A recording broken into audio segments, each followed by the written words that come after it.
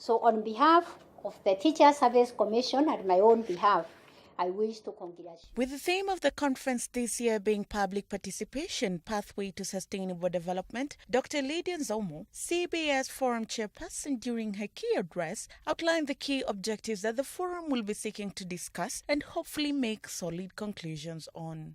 The objectives of the Congress are: 1. Sensitization of the public on the roles and mandates of the constitutional commissions and independent offices. 2.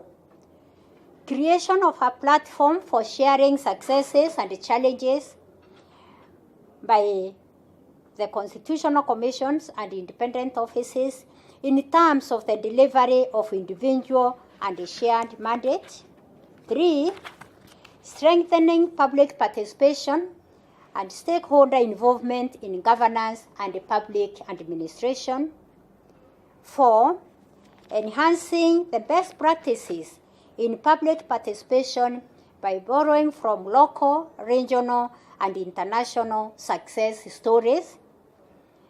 And 5th, obtaining feedback on ways of improving the role of constitutional commissions and independent offices in oversight and making recommendations on the way forward.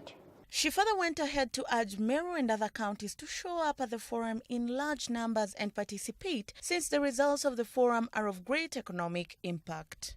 Public participation creates citizens who feel they belong and have trust in their community and in government.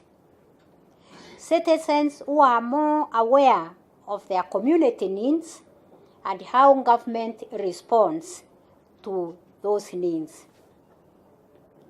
It provides opportunities for focused and prioritized community concerns to be addressed by the leaders. It also leads to increased credibility between public officers and communities on important issues and services. Ultimately, it provides a platform for greater diversity of citizens to contribute to public debate and decision making, and therefore holding the leaders to account. This guarantees better service delivery by public officers and leads to sustainable development because people are able to identify with the projects that are in line with their needs. Among the independent bodies represented at the media briefing and will equally be attending the forum in Meru was the Commission for Revenue Allocation. Jane Kiringai, the Commission's chairperson, said in the interest of the public, her commission during the forum next week will review the subject of recurrent expenditures in the county. One of our mandates, yes, is to deal with public finance management issues. And as a commission, what we do in this area, every year when we make a recommendation on how revenue will be shared, we also issue recurrent expenditure ceilings for county executives and county assemblies. If you look at the County Allocation of Revenue Act, there's normally a schedule at the back that stipulates the remits on recurrent expenditure for county executive and county assemblies. We also do hold public participation.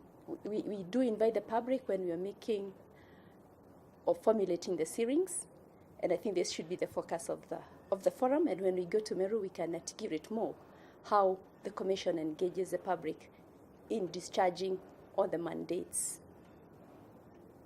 that the Commission has been given. This is a timely disclosure to have, given that the 2018-2019 budgetary allocation stands at 1.55 trillion for recurrent expenditure, 625 billion for development expenditure, and transfers to counties trailing at 376.4 billion shillings. This translates to only 24% of the total expenditure being set aside for development, which is below the 30% threshold, while the recurrent expenditure taking the lion's share at 60% and transfers to county being 15%. This year's conference in Meru will mark its 7th edition since its inception. Previous forums have been held in Kwale, Mombasa, Kisumu, Uasin Gishu, Nairobi, and Nyeri, which was the forum's host last year.